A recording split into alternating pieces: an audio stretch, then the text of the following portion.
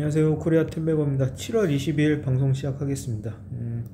델타 변이 바이러스와 미국제 10년물 금리가 급락하면서 어제도 나스닥과 다우지수가 폭락을 했죠. 폭락을 했고 우리나라도 장 초반 좋은 흐름 안 좋은 흐름 보여주다가 거의 양호하게 마감했습니다. 양호하게 마감을 했고 2차전지 소재주는 어제까지 급등을 하다가 오늘도 급락을 하네요.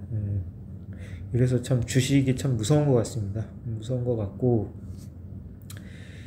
최근에 어떤 장을 보면은 많이 오른 것보다는 성장주지만 좀 눌림을 주는 종목들을 좀 사는 게 맞지 않나 좀 그렇게 생각합니다. 고점 대비 한 20% 내지 30% 눌린 종목들, 디바이스 ENG 같은 종목들이라든지 원익 IPS 이런 종목 좋죠. 근데 20% 급락했고 한국조선해양 같은 경우도 이제 거의 25% 급락했고 도이치모터스는 포르쉐와 BMW를 판매하는 그 한국 법인인데 수입차 요즘 잘 나가잖아요. 그 명품 소비하면서 수입차 잘 나가는데 주가는 안 가죠. 또 중고차 지수도 높아서 중고차 판매도 잘 되고 있고 영업이익률도 높아지는데 주가 안 가는 거 뭐냐면은 이제 그 주가 조작 때문에 그 윤석열 청가요? 주가 조작 때문에 지금 좀 수급이 안 받쳐서 이런 종목은 살만하죠. 큰 악재는 아니니까. 인선 ENT 같은 경우도 폐기물은 어쨌든 성장성이 담보된 그런 어떤 종목입니다. 그래서 이렇게 좀 느림목 줄 때 사는 게 낫지 않나 싶고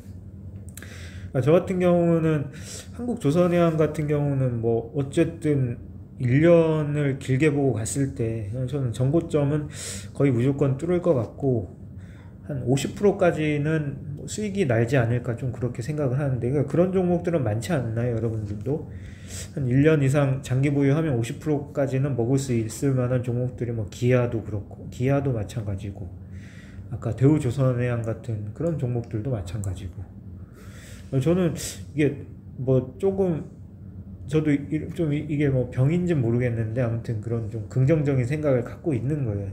현재 상황으로서 이렇게 된다면 좀 그런 부분이 있고 저도 이제 판단을 해야죠. 그러면은 제가 가지고 있는 종목 중에 조금 덜 빠진 종목이나 성장주는 아니지만 조금 어느 정도 수익이 난 종목들을 매도하고 아까와 같은 한국조선해양이나 기아나 이제 그런 어떤 장기 성장성이 보장된 종목을 이제 사는 게 맞는지 좀 저도 고민입니다. 고민이고 그러기에는 제가 준 종목들이 최근에 동시에 다 빠져버려가지고 그 우선은 한국조선해양 조선주는 2분기 실적은 당연히 안 좋고 3분기 실적도 썩 좋지 않을 겁니다. 그래서 4분기부터 어느 정도 이제 보완이 되면서 조금 근데 주가 반등은 그 전에 할지도 모르죠. 우리 주식이 어떻게 될지 모르지만 제가 바라는 최상의 시나리오는 2분기 실적이 발표되면서 소비재 기업이나 실적이 잘 나오는 기업들이 우선은 주가가 이제 반등을 하고 좀 그거를 정리하면서 이제 아직까지 지지부진한 조선 해운주 좀 이런 걸로 갈아탈까 그런 생각인데 주가는 어떻게 될지 모르니까 일단 그렇게 보시면 되겠습니다. 이그전 말씀드리면은 그러니까 이그전에서는 우려가 크다. 주가가 이제 지지부진한 건 우려다. 델타 변이와 미중 관계는 단기적인 이슈라 큰 위협은 되지 않지만 가장 큰 위협은 경기 둔화를 인식했다는 것과 파월에게 질문지를 던져줬다. 경기 둔화 중에 긴축을 어떻게 할 거냐를 보내고 대답을 기다리고 있는 것입니다. 파월은 조금 지금 외통수에 걸린 모양새죠. 왜냐면은 인플레이션 때문에 긴축은 해야 되는데 경기 둔화 신호는 이미 나오고 있고 경기를 살리려면 긴축을 하지 말아야 되는데 그럼 또 인플레가 걱정인 거고 그러니까 그 약간 딜레마에 빠진 거죠. 그래서 약간 그런 딜레마에 대한 우려가 지금 현재 주식시장에 좀 반영되고 있는 거다라고 좀 말씀드리면 될 것 같고 우리 미국채 10년물과 미국채 2년물 금리, 장단기 금리 차에 대해 한번 설명을 드리려고 합니다. 오늘은 미국채 10년 금리 같은 경우는 경기가 좋아질 때 미국채 10년 금리는 올라갑니다. 왜냐면은 경기가 좋아질 때는 우리가 10년 미국채 10년이라고 하면은 이제 경기 성장성이 좀 앞으로 경기가 둔화된다고 할 때 미국채 10년으로 안전자산이잖아요. 그러니까 현재 2, 3년 앞으로의 경기는 좀 모르니 더 막연한 10년에 투자하자. 그래서 이제 경기가 안 좋아질 때는 미국채 10년물 금리가 떨어집니다. 왜냐하면 살려고 하는 사람이 많으니까 이제 떨어지는 거고, 반대로 경기가 좋아질 때는 미국채 10년 금리를 팔죠. 미국채 10년 금리를 팔고 이제 경기가 좋아지는 그런 어떤 그 사이클주에 투자를 하니까, 그래서 이제 미국채 10년 금리가 올라가는 거고. 근데 최근에는 미국채 10년 금리가 많이 떨어졌습니다. 많이 떨어졌고, 그러니까 여러분들도 한번 이게 미국채 10년 금리를 계속 체크하시려면 여기서 인베스팅이라고 치면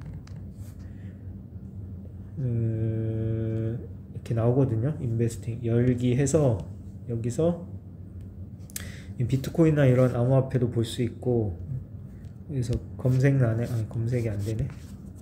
검색란에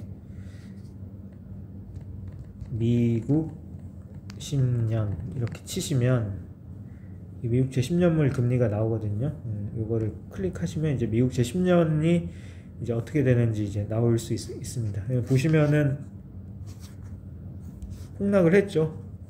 어제 폭락을 했습니다. 1.3에서 거의 1.2까지 폭락을 한 거고, 계속 떨어지죠. 경기가 둔화되는 걸 우려하는 겁니다. 이게 경기가 둔화되는 걸 우려하는 거고, 그래서 보통 미국채 10년 금리가 계속 떨어진다면은 경기가 둔화된다는 어떤 그런 신호를 보내는 거지만, 이그전에서는 하반기 다시 강세장이 시작될 것으로 예상된다.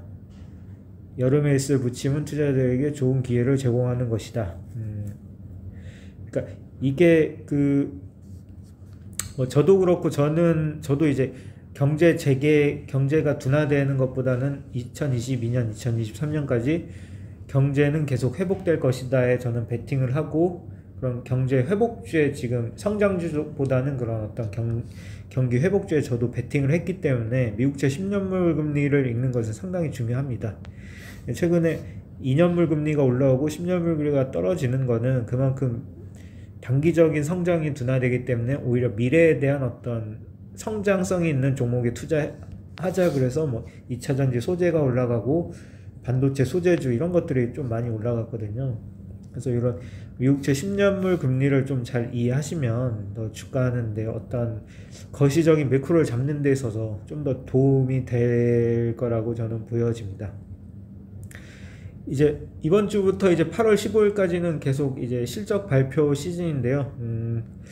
한번 실적 발표를 되는 거 보고 주가가 어떻게 움직이는지 한번 또 지켜보도록 하겠습니다.